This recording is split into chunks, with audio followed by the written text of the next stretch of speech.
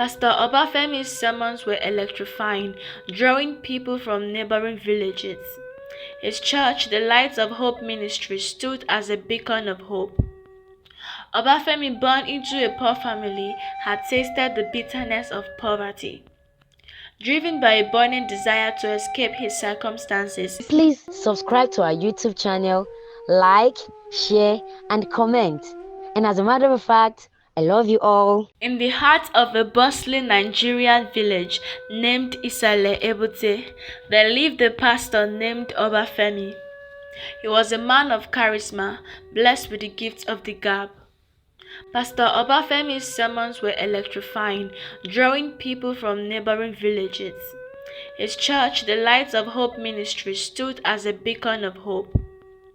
Obafemi, born into a poor family, had tasted the bitterness of poverty. Driven by a burning desire to escape his circumstances, he stumbled upon a dark path. An old loner known for his mystic ways introduced him to the occult. Obafemi, lured by promises of wealth and power, made a pact with dark forces. He was bestowed with the ability to perform miracles, but at a terrible cost. Pastor Obafemi's church quickly grew. He healed the sick, made the blind see, and he even raised the dead. His fame spread like wildfire, and with fame comes wealth. He built a mansion, drove the finest cars, and wore the finest clothes. Yet, beneath the surface of his miracles lay a dark truth. Each miracle comes with a price. The healed soon found themselves afflicted by misfortune. The blind who regained sight saw horrors that drove them mad, and the resurrected lived in constant pain. But none dared speak out for fear of the pastor's wrath and the belief that their suffering was a test of faith. Among the villagers was a young man named Adeola, a skeptic man by nature. He had watched the rise of Pastor Obafemi with suspicion. His younger sister Amina had been one of the pastor's miracles, healed from a mysterious illness. However, her health worsened soon after, and she lived in constant pain. Determined to uncover the truth, Adeola embarked on a journey. He sought out the old loner who had first guided Obafemi. The loner, now ill and remorseful, revealed the dark pact. He gave Adeola charm, a powerful charm that could break the pastor's hold over the village. Armed with the charm, Adeola returned to the village. He confronted Pastor Obafemi during a Sunday service, holding the charm high. The pastor's confidence crumbled as the charm glowed brightly, revealing his true nature. The congregation watched in horror as the once charismatic pastor transformed into an ugly figure, his true self exposed. In a final act of desperation, Obafemi tried to flee, but the villagers, now aware of his deception, united against him. They captured him and brought him to the village square. The old loner arrived, revealing the full extent of Obafemi's dark deeds and the lives he had ruined. Months had passed since the fall of Pastor Obafemi, and the village of Isale-Ebute was slowly returning to its former peaceful state. The people were rebuilding their lives, but the shadow of Obafemi's dark deeds lingered. Strange occurrences began to haunt the village. Crops withered unusually, livestock disappeared, and ghostly sounds echoed through the night. Adeola, now a respected leader, was troubled by these events. He feared that Obafemi's curse had not been entirely lifted. Determined to protect the village, he sought the wisdom of the old loner once more. The loner, though weak, agreed to help, sensing the lingering darkness. The loner revealed that to truly cleanse the village, they needed to journey into the mystic grove, a place of ancient power within the forest. There, they would find the tree of truth, whose roots could banish any lingering darkness. Adeola, the loner, and a small group of brave villagers embarked on the priceless journey. Guided by the charm that had once exposed Obafemi's true nature, The forest was dense and full of hidden dangers. They faced dangerous paths, wild animals, and the ever-present feeling of being watched. But their determination never wavered. Driven by the need to save their village, they ventured deeper into the forest. The group encountered spirits of the land. These spirits, guardians of the forest, were watchful of humans due to past transgressions. Adeola, understanding the importance of respect and tradition, performed a ritual of appeasement, offering gifts and prayers to the spirits. The spirits, moved by Adeola's sincerity, revealed the path to the mystic grove. They warned, however, that the journey would test their courage and unity. Only by staying true to their purpose and working together could they hope to succeed.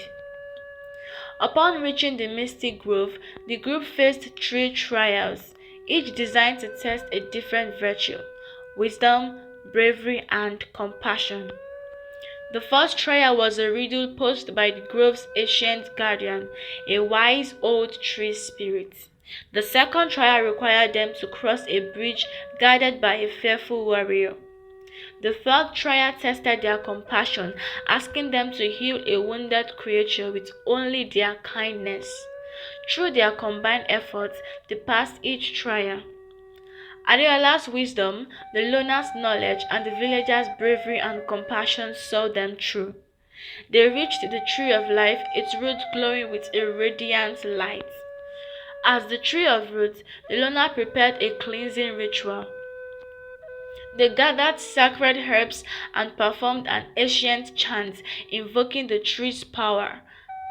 As the ritual reached its climax, the tree's roots glowed brighter, and a surge of energy spread through the grove, reaching out towards Adeola. Back in the village, the crops began to revive, livestock returned, and the ghostly sounds ceased. The village of Isale-Ebute had finally found peace after the harrowing experiences with Pastor Obafemi and the journey to the mystic grove. Under Adeola's guidance, the village thrived. His wisdom and leadership were evident, and the people felt secure and hopeful for the future.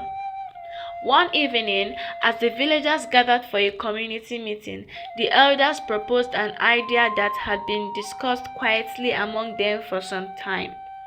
They suggested that Adeola be crowned the king of Isale-Ebute, a position that had been vacant for many years. The proposal was met with resounding support from the villagers. Adeola was humbled by this suggestion. He had never thought of power or prestige, but he knew that accepting the role would allow him to continue protecting and guiding his people. Preparations for Adeola's coronation began immediately. The village buzzed with excitement as everyone contributed to the festival. Women wove vibrant fabrics and prepared delicious feasts, while men built a grand platform for the ceremony. Children practiced traditional dances and songs to perform on the big day. Adeola, guided by the elders, learned about the responsibilities and traditions of kingship. He was dressed in a majestic attire, complete with a crown and staff, symbolizing his new rule.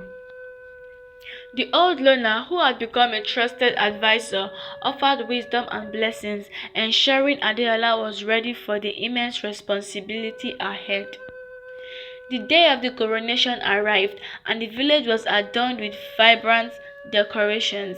The ceremony began with traditional drumming and dancing, filling the air with a sense of celebration and unity. The villagers gathered around the grand platform, eagerly awaiting the moment their beloved leader would become king. Adeola ascended the platform, surrounded by the elders and the old loner. The chief elder, holding the ceremonial staff, began the proceedings with a heartfelt speech about Adeola's bravery, wisdom, and dedication to the village. The old loner performed a blessing ritual, invoking the protection and guidance of the ancestors. As the chief elder placed the crown on Adeola's head and handed in the staff, the villagers erupted in joyous cheers.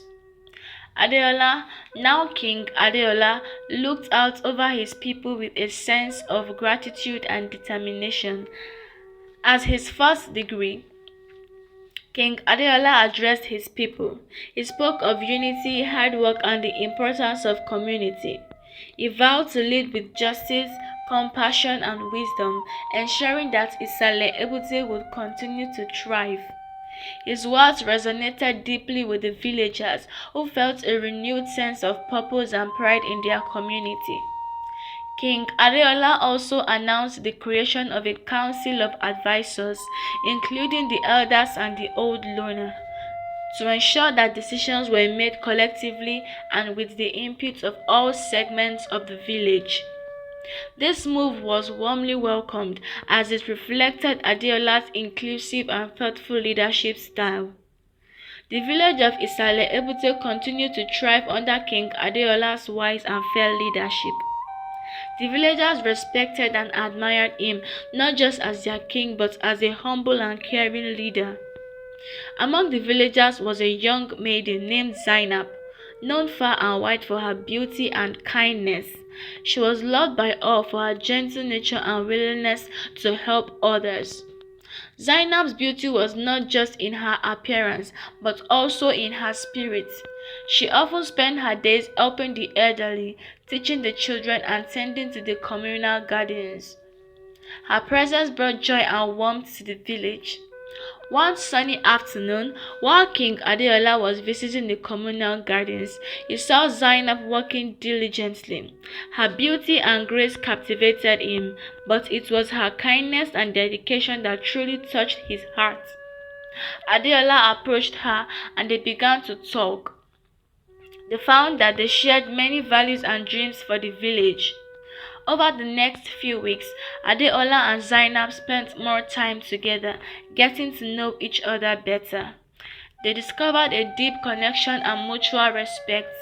The villagers noticed the growing bond between their king and the beautiful maiden, and it filled them with joy and hope. King Adeola, realizing his deep love for Zainab, decided to ask her to marry him. He wanted to make his intentions clear and show his respect for her and her family. One evening, under the soft glow of the setting sun, Adeola gathered his courage and proposed to Zainab. Zainab, overwhelmed with happiness, accepted his proposal. The news of their engagement quickly spread throughout the village as the people rejoiced. They saw the union of Adeola and Zainab as a blessing and a sign of a prosperous future for Isale-Ebute. Zainab's family, though humble, was honored by the king's proposal. They prepared their daughter with love and care, ensuring she was ready for her new role as queen. The village elders offered their blessings and guidance to the couple. The day of the wedding arrived, and the village of Isale-Ebute was adorned with colorful decorations. The ceremony took place at the palace, surrounded by the lush beauty of the village. The villagers gathered, dressed in their finest traditional attire, to witness the union of their beloved king and the beautiful maiden. King Adeola stood tall and proud, waiting for his bride. Zainab appeared radiant in her wedding dress and walked gracefully towards Adeola. The ceremony was filled with traditional rituals, songs, and dances, symbolizing the unity and harmony of their union. Please subscribe to our YouTube channel, like, share, and comment. And as a matter of fact, I love you all.